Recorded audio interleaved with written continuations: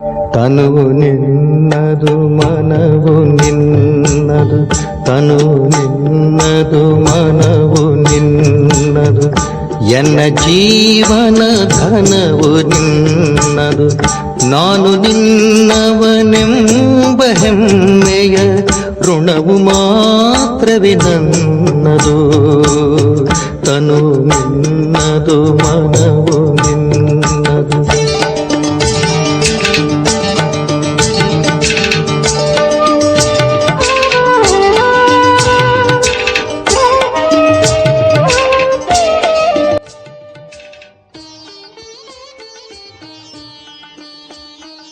ಓಂ ಶಾಂತಿ.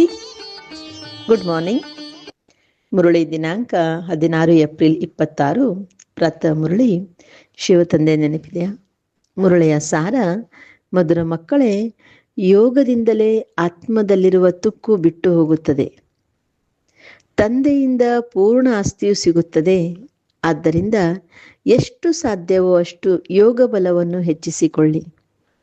ಇಂದಿನ ಪ್ರಶ್ನೆಯಾಗಿದೆ: ದೇವಿ ದೇವತೆಗಳ ಕರ್ಮವು ಶ್ರೇಷ್ಠವಾಗಿತ್ತು, ಈಗ ಕರ್ಮಭ್ರಷ್ಟವಾಗಿದೆ, ಏಕೆ?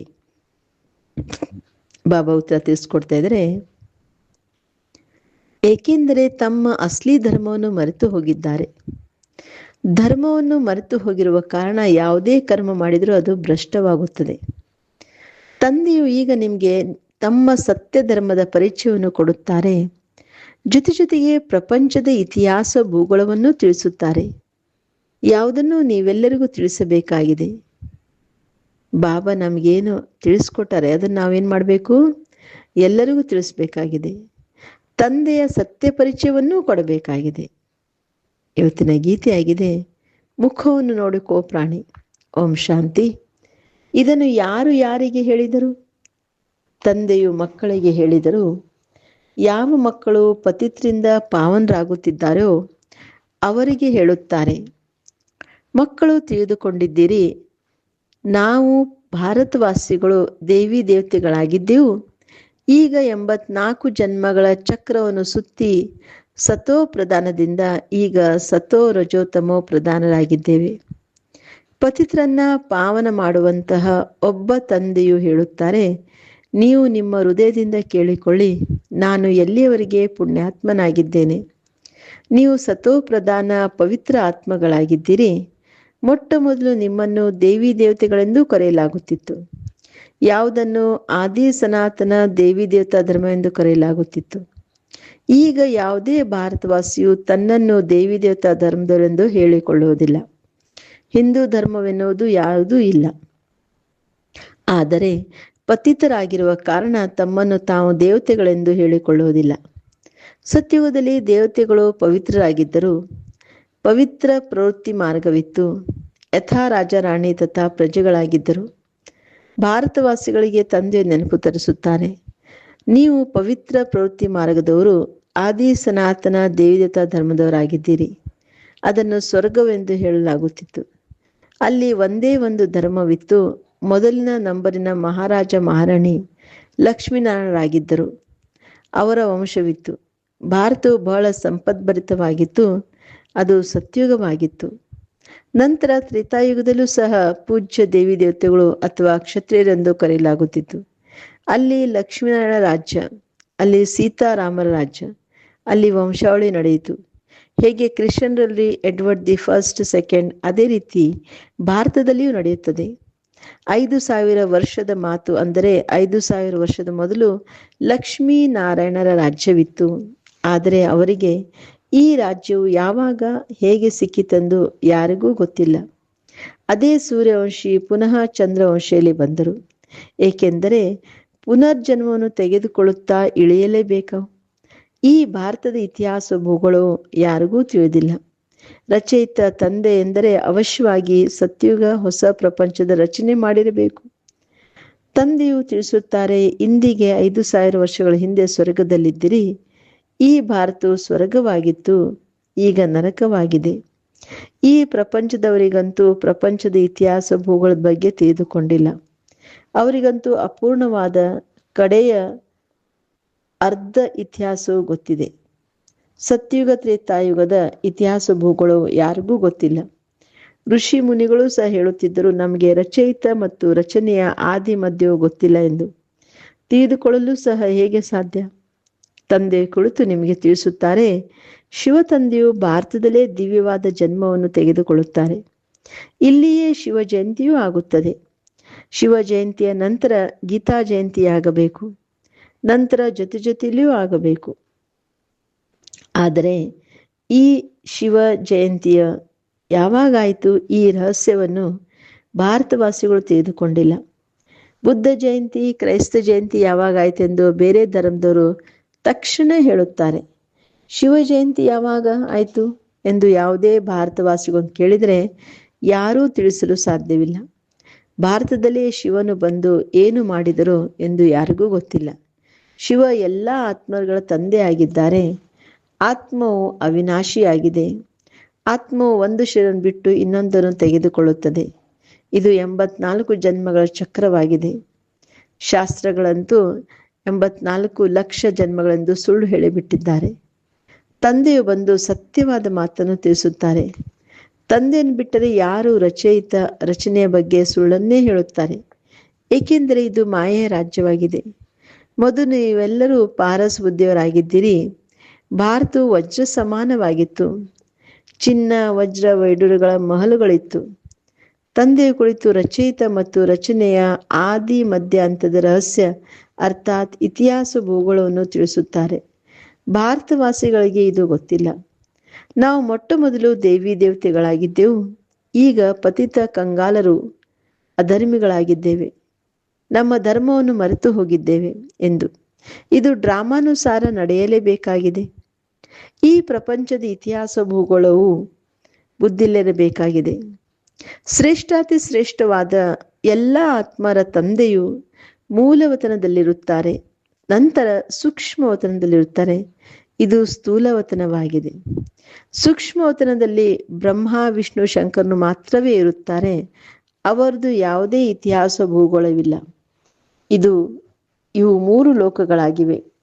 ಭಗವಂತನು ಒಬ್ಬರೇ ಆಗಿದ್ದಾರೆ. ಅವರ ರಚನೆಯೂ ಒಂದೇ ಆಗಿದೆ.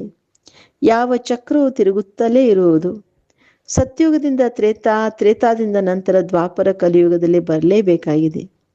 84 ಜನ್ಮಗಳ ಲೆಕ್ಕ ಬೇಕಲ್ಲವೇ? ಇದು ಯಾರಿಗೂ ಗೊತ್ತಿಲ್ಲ. ಇದ್ಯಾವುದೇ ಶಾಸ್ತ್ರಗಳಲ್ಲಿಯೂ ಇಲ್ಲ. 84 ಜನ್ಮಗಳ ಪಾತ್ರವನ್ನು ನೀವು ಮಕ್ಕಳೇ ಅಭಿನಯಿಸುತ್ತೀರಿ. ತಂದೆಯಂತೂ ಈ ಚಕ್ರದಲ್ಲಿ ಬರುವುದೇ ಇಲ್ಲ. ಮಕ್ಕಳು ಪಾವನರಿಂದ ಪತಿತರಾಗುತ್ತಾರೆ. ಆದ್ದರಿಂದಲೇ ಕೂಗುತ್ತಾರೆ, ಬಾಬಾ ಬಂದು ನಮ್ಮನ್ನು ಪುನಃ ಪಾವನರನ್ನಾಗಿ ಮಾಡಿ. ರಾವಣ ರಾಜ್ಯದಲ್ಲಿ ಎಲ್ಲರೂ ದುಃಖಿಗಳಾಗಿದ್ದಾರೆ. ಅವರನ್ನು ಮತ್ತೆ ಮುಕ್ತರನ್ನಾಗಿ ಮಾಡಿ ರಾಮರಾಜ್ಯಕ್ಕೆ ಕರೆದುಕೊಂಡು ಹೋಗಿ ಎಂದು ಒಬ್ಬನನ್ನೇ ಎಲ್ಲರೂ ಕರೆಯುತ್ತಾರೆ. ಅರ್ಧಕಲ್ಪ ರಾಮರಾಜ್ಯ, ಅರ್ಧಕಲ್ಪ ರಾವಣ ರಾಜ್ಯವಾಗಿದೆ. ಭಾರತವಾಸಿಗಳು ಯಾರು ಪಾವನರಾಗಿದ್ದರೋ ಅವರೇ ಪತಿತರಾಗುತ್ತಾರೆ. ವಾಮಾರ್ಗದಲ್ಲಿ ಹೋಗೋದ್ರಿಂದಲೇ ಪತಿತರಾಗೋದು ಆರಂಭವಾಗುತ್ತದೆ. ಭಕ್ತಿ ಮಾರ್ಗ ಆರಂಭವಾಗುತ್ತದೆ. ಈಗ ನೀವು ಮಕ್ಕಳಿಗೆ ಜ್ಞಾನವನ್ನು ತಿಳಿಸಲಾಗುತ್ತದೆ. ಇದರಿಂದ ಅರ್ಧಕಲ್ಪ 21 ಜನ್ಮಗಳಿಗೆ ಸುಖದ ಆಸ್ತಿಯನ್ನು ಪಡೆದುಕೊಳ್ಳುತ್ತೀರಿ. ಅರ್ಧಕಲ್ಪ ಜ್ಞಾನದ ಪ್ರಲಬ್ಧ ನಡೆಯುತ್ತದೆ. ನಂತರ ರಾವಣ ರಾಜ್ಯವಾಗುತ್ತದೆ. ಕೆಳಗಿಳಿಯುವುದು ಪ್ರಾರಂಭವಾಗುತ್ತದೆ. ನೀವು ದೈವಿ ರಾಜ್ಯದಲ್ಲಿದ್ದೀರಿ. ನಂತರ ಈಗ ಈ ಅಸುರಿ ರಾಜ್ಯದಲ್ಲಿ ಬಂದಿದ್ದೀರಿ. ಇದನ್ನೇ ನರಕವೆಂದು ಕರೆಯಲಾಗುತ್ತದೆ. ನೀವು ಸ್ವರ್ಗದಲ್ಲಿದ್ದೀರಿ. ನಂತರ 84 ಜನ್ಮಗಳನ್ನು ಮುಗಿಸಿಕೊಂಡು ಈಗ ನರಕದಲ್ಲಿದ್ದೀರಿ. ಅದು ಸುಖಧಾಮವಾಗಿತ್ತು. ಇದು ದುಃಖಧಾಮ. 100% ದಿವಾಳಿಯಾಗಿದೆ. 84 ಜನ್ಮಗಳ ಚಕ್ರವನ್ನು ಸುತ್ತುತ್ತಾ ಅದೇ ಭಾರತವಾಸಿಗಳು ಪೂಜ್ಯರಿಂದ ಪೂಜಾರಿಗಳಾಗಿದ್ದೀರಿ. ಇದಕ್ಕೆ ಪ್ರಪಂಚದ ಇತಿಹಾಸ ಭೂಗೋಳವೆಂದು ಹೇಳಲಾಗುತ್ತದೆ. ಇದು ನೀವೆಲ್ಲ ಭಾರತವಾಸಿಗಳ ಚಕ್ರವಾಗಿದೆ. ಅನ್ಯ ಧರ್ಮದವರು 84 ಜನ್ಮಗಳನ್ನು ತೆಗೆದುಕೊಳ್ಳುವುದಿಲ್ಲ. ಅವರು ಸತ್ಯುಗದಲ್ಲಿ ಇರುವುದಿಲ್ಲ. ಸತ್ಯುಗ ತ್ರೇತಾಯುಗದಲ್ಲಿ ಭಾರತವೇ ಇರುತ್ತದೆ. ಸೂರ್ಯವಂಶಿ, ಚಂದ್ರವಂಶಿ, ನಂತರ ವೈಶ್ಯವಂಶಿ, ಶೂದ್ರವಂಶಿ. ಈಗ ನೀವು ದೇವತಾವಂಶಿಗಳಾಗಲು ಬ್ರಾಹ್ಮಣ ವಂಶೀಯರಾಗಿದ್ದೀರಿ. ಇವೆಲ್ಲವೂ ಭಾರತದ ವರ್ಣಗಳಾಗಿವೆ. ನೀವು ಶಿವ ತಂದೆಯಿಂದ ಆಸ್ತಿಯನ್ನು ತೆಗೆದುಕೊಳ್ಳಲು ಬ್ರಾಹ್ಮಣರಾಗಿದ್ದೀರಿ. 5,000 ವರ್ಷಗಳ ಹಿಂದಿನ ಹಾಗೆ ನಿಮಗೆ ತಂದೆಯು ಓದಿಸುತ್ತಿದ್ದಾರೆ. ಕಲ್ಪ ನೀವು ಪಾವನರಾಗಿ ಮತ್ತೆ ಪತಿತರಾಗುತ್ತೀರಿ. ಸುಖಧಾಮದಲ್ಲಿ ಹೋಗಿ ನಂತರ ದುಃಖಧಾಮದಲ್ಲಿ ಬರುತ್ತೀರಿ. ಮತ್ತೆ ಶಾಂತಿಧಾಮದಲ್ಲಿ ಹೋಗಬೇಕಾಗಿದೆ. ಯಾವುದನ್ನು ನಿರಾಕಾರಿ ಪ್ರಪಂಚವೆಂದು ಕರೆಯಲಾಗುತ್ತದೆ? ಆತ್ಮ ಎಂದರೆ ಏನು? ಪರಮಾತ್ಮ ಎಂದರೆ ಏನು? ಇದು ಯಾವುದೇ ಮನುಷ್ಯರಿಗೆ ಗೊತ್ತಿಲ್ಲ. ಆತ್ಮವು ಒಂದು ನಕ್ಷತ್ರ ರೂಪಿ ಬಿಂದುವಾಗಿದೆ. ಭ್ರುಕುಟಿ ಮಧ್ಯದಲ್ಲಿ ಹೊಳೆಯುತ್ತಿರುವ ನಕ್ಷತ್ರ ಚಿಕ್ಕದಾದ ಬಿಂದುವೆಂದು ಯಾವುದನ್ನು ದಿವ್ಯ ದೃಷ್ಟಿಯಿಂದ ನೋಡಲಾಗುತ್ತದೆ ಎಂದು ಹೇಳುತ್ತಾರೆ. ವಾಸ್ತವದಲ್ಲಿ ನಕ್ಷತ್ರವೆಂದು ಹೇಳೋದು ಸರಿಯಲ್ಲ. ನಕ್ಷತ್ರವು ಸಹ ಬಹಳ ದೊಡ್ಡದಾಗಿಯೇ ಇರುತ್ತದೆ. ಬಾಬಾ ತಿಳಿಸ್ಕೊಡ್ತಾ ಇದ್ದಾರೆ, ಆತ್ಮ ನಕ್ಷತ್ರ ಅಂತ ಹೇಳೋದು ಸಹ ಏನಾಗಿದೆ? ತಪ್ಪಾಗಿದೆ. ದೂರದಲ್ಲಿರುವ ಕಾರಣ ಚಿಕ್ಕದಾಗಿ ಕಾಣ್ತದೆ ನಕ್ಷತ್ರ. ಇದು ಒಂದು ಉದಾಹರಣೆಗೆ ಕೊಡಲಾಗುತ್ತದೆ. ಹೇಗೆ ಮೇಲಿರುವುದು ಚಿಕ್ಕದಾಗಿಯೇ ಕಾಣಿಸುತ್ತದೆಯೋ ಹಾಗೆ ಆತ್ಮವು ಚಿಕ್ಕದಾಗಿದೆ. ತಂದೆಯೂ ಸಹ ಒಂದು ಬಿಂದು ಸಮಾನವಾಗಿದ್ದಾರೆ. ಆದ್ದರಿಂದ ಸುಪ್ರೀಂ ಆತ್ಮವೆಂದು ಹೇಳಲಾಗುತ್ತದೆ. ಅವರ ಮಹಿಮೆಯೇ ಭಿನ್ನವಾಗಿದೆ. ಮನುಷ್ಯ ಸೃಷ್ಟಿಯ ಚೈತನ್ಯ ಬೀಜ ರೂಪವಾಗಿರುವ ಕಾರಣ ಅವರಲ್ಲಿ ಎಲ್ಲದರ ಜ್ಞಾನವಿದೆ. ನೀವು ಆತ್ಮಗಳಿಗೂ ಸಹ ಈಗ ಜ್ಞಾನವು ಸಿಕ್ಕಿದೆ. ಆತ್ಮವೇ ಜ್ಞಾನವನ್ನು ಗ್ರಹಣ ಮಾಡುತ್ತದೆ. ಇಷ್ಟು ಚಿಕ್ಕ ಬಿಂದುವಿನಲ್ಲಿ 84 ಜನ್ಮದ ಪಾತ್ರವು ಅಡಕವಾಗಿದೆ. ಅದು ಸಹ ಅವಿನಾಶಿಯಾಗಿದೆ. 84 ಜನ್ಮಗಳ ಚಕ್ರವನ್ನು ಸುತ್ತುತ್ತಾ ಬರುತ್ತೀರಿ. ಇದರ ಅಂತ್ಯ ಆಗೋದಕ್ಕೆ ಸಾಧ್ಯವೇ ಇಲ್ಲ. ದೇವತೆಗಳಾಗಿದ್ದೀರಿ, ದೈತ್ಯರಾಗಿ ನಂತರ ದೇವತೆಗಳಾಗಬೇಕಾಗಿದೆ. ಈ ಚಕ್ರವು ನಡೆಯುತ್ತಲೇ ಬರುತ್ತದೆ. ಬಾಕಿ ಬೇರೆಲ್ಲವೂ ಬೈಪ್ಲಾಟ್ಗಳಾಗಿವೆ. ಇಸ್ಲಾಮಿ, ಬೌದ್ಧಿ ಮುಂತಾದರೂ ಯಾರೂ ಸಹ 84 ಜನ್ಮವನ್ನು ತೆಗೆದುಕೊಳ್ಳುವುದಿಲ್ಲ. ಇದೇ ಸತ್ಯುಗ ಭಾರತದಲ್ಲಿ ಧಾರ್ಮಿಕ ಸಂಪದ್ಭರಿತವಾಗಿತ್ತು. 84 ಜನ್ಮಗಳನ್ನು ಪಡೆಯುತ್ತಾ ವಿಕಾರಿಗಳಾಗಿದ್ದಾರೆ. ಇದು ವಿಕಾರಿ ಪ್ರಪಂಚವಾಗಿದೆ. 5,000 ವರ್ಷಗಳ ಹಿಂದೆ ಪವಿತ್ರತೆ, ಶಾಂತಿ ಮತ್ತು ಸಂಪತ್ತು ಇತ್ತು. ತಂದೆಯು ಮಕ್ಕಳಿಗೆ ನೆನಪು ತರಿಸುತ್ತಾರೆ. ಮುಖ್ಯವಾದುದು ಪವಿತ್ರತೆಯಾಗಿದೆ. ಅದಕ್ಕಾಗಿ ವಿಕಾರಿಗಳನ್ನು ನಿರ್ವಿಕಾರಿಗಳನ್ನಾಗಿ ಮಾಡುವವನೇ ಬಾ ಎಂದು ಕರೆಯುತ್ತಾರೆ. ಅವರೇ ಸದ್ಗತಿ ಕೊಡುವವರು. ಆದ್ದರಿಂದ ಅವರೇ ನಿರ್ವಿಕಾರಿಯನ್ನಾಗಿ ಮಾಡುವವನು. ಅದಕ್ಕೆ ಬಾಬಾ ತಿಳಿಸ್ಕೊಡ್ತಾ ಇದ್ರೆ, ನೀವೀಗ ತಂದೆಯನ್ನು ಕರೆಯುತ್ತೀರಿ. ತಂದೆ ಮೂಲಕ ಬೆಗರ್ ಟು ಪ್ರಿನ್ಸ್ ಅಥವಾ ನರ್ನಿಂದ ನಾರಾಯಣ, ನಾರಿಂದ ಲಕ್ಷ್ಮಿಯಾಗುತ್ತಿದ್ದೀರಿ. ನಿಮ್ಮದು ಇದು ರಾಜಯೋಗವಾಗಿದೆ. ತಂದೆ ಮುಖಾಂತರ ರಾಜ್ಯಭಾಗ್ಯವು ಸಿಗುತ್ತದೆ. ಆತ್ಮವೇ 84 ಜನ್ಮವನ್ನು ಪಡೆಯುತ್ತದೆ.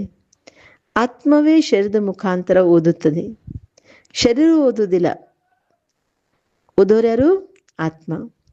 ಆತ್ಮವು ಸಂಸ್ಕಾರವನ್ನು ತೆಗೆದುಕೊಂಡು ಹೋಗುತ್ತದೆ. ಆತ್ಮವು ಈ ಶರೀರದ ಮೂಲಕ ಓದುತ್ತೇನೆಂದು ಹೇಳುತ್ತದೆ. ಇದಕ್ಕೆ ದೇಹಿ ಅಭಿಮಾನಿ ಎಂದು ಹೇಳಲಾಗುತ್ತದೆ. ಆತ್ಮವು ಶರೀರದಿಂದ ಭಿನ್ನವಾದರೆ ಯಾವುದೇ ಕೆಲಸಕ್ಕೆ ಬರುವುದಿಲ್ಲ. ಈಗ ನಾನು ಪುಣ್ಯಾತ್ಮನಾಗುತ್ತಿದ್ದೇನೆ ಎಂದು ಆತ್ಮವೇ ಹೇಳುತ್ತದೆ. ಮನುಷ್ಯನು ದೇಹಾಭಿಮಾನದಲ್ಲಿ ಬಂದು ನಾನು ಇದನ್ನು ಮಾಡುತ್ತೇನೆಂದು ಹೇಳುತ್ತಾನೆ. ಈಗ ನಿಮಗೆ ತಿಳಿದಿದೆ, ನಾವೆಲ್ಲರೂ ಸಹ ಆತ್ಮರಾಗಿದ್ದೇವೆ. ಇದು ನನ್ನ ದೊಡ್ಡ ಶರೀರವಾಗಿದೆ. ನನ್ನ ಆತ್ಮನು ಪರಮಾತ್ಮನಿಂದ ಓದುತ್ತಿದ್ದೇನೆಂದು ಹೇಳುತ್ತಾರೆ. ನನ್ನನ್ನೇ ನೆನಪು ಮಾಡಿ ಎಂದು ತಂದೆಯೂ ಹೇಳುತ್ತಾರೆ. ನೀವು ಚಿನ್ನದ ಯುಗದಲ್ಲಿ ಸತೋಪ್ರಧಾನರಾಗಿದ್ದೀರಿ. ನಂತರ ನಿಮ್ಮಲ್ಲಿ ತುಕ್ಕು ಬೆರಕೆಯಾಗುತ್ತದೆ. ತುಕ್ಕು ಹಿಡಿಯುತ್ತಾ ನೀವು ಪಾವನರಿಂದ ಪತಿತರಾಗಿದ್ದೀರಿ. ಆದ್ದರಿಂದ ಪುನಃ ಪಾವನರಾಗಬೇಕಾಗಿದೆ. ಹೇಳುತ್ತಾರೆ, ಪತಿತ ಪಾವನ ಬಾ, ಬಂದು ನಮ್ಮೆಲ್ಲರನ್ನೂ ಪಾವನ ಮಾಡು ಎಂದು ಕರೆಯುತ್ತಾರೆ. ಆದ್ದರಿಂದ ತಂದೆಯು ಸಲಹೆ ಕೊಡುತ್ತಾರೆ, ಹೇ ಪತಿತ ಆತ್ಮ, ನನ್ನನ್ನು ನೆನಪು ಮಾಡು. ನನ್ನನ್ನು ನೆನಪು ಮಾಡುವುದರಿಂದ ನಿನ್ನಲ್ಲಿರುವ ತುಕ್ಕು ಬಿಟ್ಟು ಹೋಗುತ್ತದೆ ಮತ್ತು ನೀನು ಪಾವನನಾಗುತ್ತೀಯ ಎಂದು ತಂದೆಯು ಸಲಹೆ ಕೊಡುತ್ತಾರೆ. ಇದಕ್ಕೆ ಪ್ರಾಚೀನ ಯೋಗವೆಂದು ಕರೆಯಲಾಗುತ್ತದೆ. ಈ ನೆನಪು ಎಂದರೆ ಯೋಗಾಗ್ನಿಯಿಂದ ತುಕ್ಕು ಭಸ್ಮವಾಗುತ್ತದೆ. ಮೂಲ ಮಾತಾಗಿದೆ, ಪತಿತರಿಂದ ಪಾವನರಾಗೋದು. ಸಾಧು ಸಂತರು ಎಲ್ಲರೂ ಸಹ ಪತಿತರಾಗಿದ್ದಾರೆ. ನನ್ನೊಬ್ಬನನ್ನೇ ನೆನಪು ಮಾಡುವುದೇ ಪಾವನರನ್ನಾಗಿ ಮಾಡುವ ಉಪಾಯವಾಗಿದೆ ಎಂದು ತಂದೆಯು ತಿಳಿಸುತ್ತಾರೆ. ಈ ಅಂತಿಮ ಜನ್ಮದಲ್ಲಿ ಪವಿತ್ರರಾಗಿ ನಾನು ನಿಮ್ಮೆಲ್ಲರನ್ನ ಪ್ರಿಯತಮೆಯಾಗಿದ್ದೇನೆ. ಆದ್ದರಿಂದ ಕುಡಿಯುತ್ತಾ ತಿನ್ನುತ್ತಾ ನಡೆಯುತ್ತಾ ನನ್ನೊಬ್ಬನನ್ನೇ ನೆನಪು ಮಾಡಿ. ನಾನು ನಿಮ್ಮೆಲ್ಲರನ್ನೂ ಪಾವನ ಮಾಡಿದ್ದೆನು. ನಂತರ ನೀವೆಲ್ಲರೂ ಪತಿತರಾಗಿದ್ದೀರಿ. ಶಿವಬಾಬಾ ನಮಗೆ ಕಲ್ಪದ ಹಿಂದೆ ಸಂಗಮ ಯುಗದಲ್ಲಿ ಬಂದು ಪಾವನ ಮಾಡಿದ್ರು. ಮತ್ತೆ ಪುನಃ ನಾವು ಜನಮಂಚಕದಲ್ಲಿ ಬರ್ತಾ ಬರ್ತಾ ಏನಾಗ್ಬಿಟ್ವಿ, ಈಗ ಪತಿತ ಆಗ್ಬಿಟ್ಟೇವಿ. ನೀವೆಲ್ಲರೂ ಭಕ್ತರು ನನ್ನ ಪ್ರಿಯತಮರಾಗಿದ್ದೀರಿ. ಕರ್ಮವನ್ನು ಬಲೆ ಮಾಡಿ ಎಂದು ಪ್ರಿಯತಮನು ಹೇಳುತ್ತಾನೆ. ಬುದ್ಧಿಯಿಂದ ನನ್ನನ್ನು ನೆನಪು ಮಾಡಿದರೆ ವಿಕರ್ಮ ವಿನಾಶವಾಗುತ್ತದೆ. ಇದರಲ್ಲಿಯೇ ಪರಿಶ್ರಮವಿದೆ ಅಂದಾಗ ಆಸ್ತಿಯನ್ನು ಪಡೆಯಲು ತಂದೆಯನ್ನು ನೆನಪು ಮಾಡಬೇಕಲ್ಲವೇ?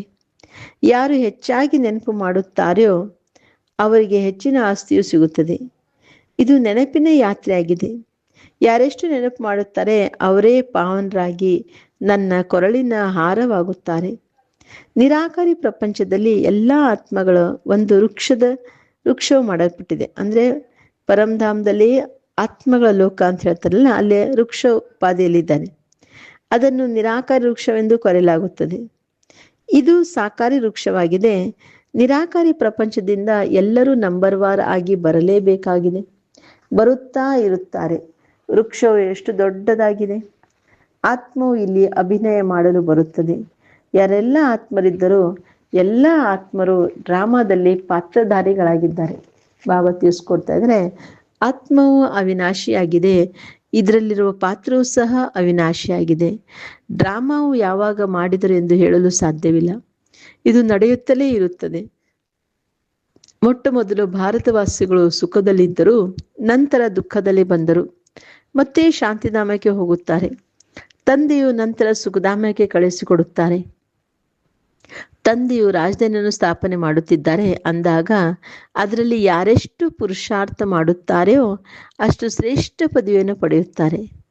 ಇದರಲ್ಲಿ ಪುರುಷಾರ್ಥದ ಅನುಸಾರ ರಾಜ್ಯಭಾಗ್ಯವನ್ನು ಪಡೆಯುತ್ತಾರೆ. ಸತ್ಯುಗದಲ್ಲಿ ಅವಶ್ಯವಾಗಿ ಕೆಲವರೇ ಮನುಷ್ಯರಿರುತ್ತಾರೆ. ಆದಿ ಸನಾತನ ದೇವತಾ ಧರ್ಮದ ವೃಕ್ಷವು ಚಿಕ್ಕದಾಗಿರುತ್ತದೆ. ಬಾಕಿ ಎಲ್ಲವೂ ವಿನಾಶವಾಗಿ ಹೋಗುತ್ತದೆ. ಈ ಆದಿ ಸನಾತನ ದೇವತಾ ಧರ್ಮದ ಸ್ಥಾಪನೆ ಆಗುತ್ತಿದೆ, ಅರ್ಥಾತ್ ಸ್ವರ್ಗದ ಗೇಟ್ ತೆರೆಯುತ್ತಿದೆ. 5000 ವರ್ಷಗಳ ಮೊದಲು ಈ ರೀತಿ ಸ್ವರ್ಗದ ಸ್ಥಾಪನೆಯಾಗಿತ್ತು. ಅನೇಕ ಧರ್ಮಗಳ ವಿನಾಶವೂ ಆಗಿತ್ತು.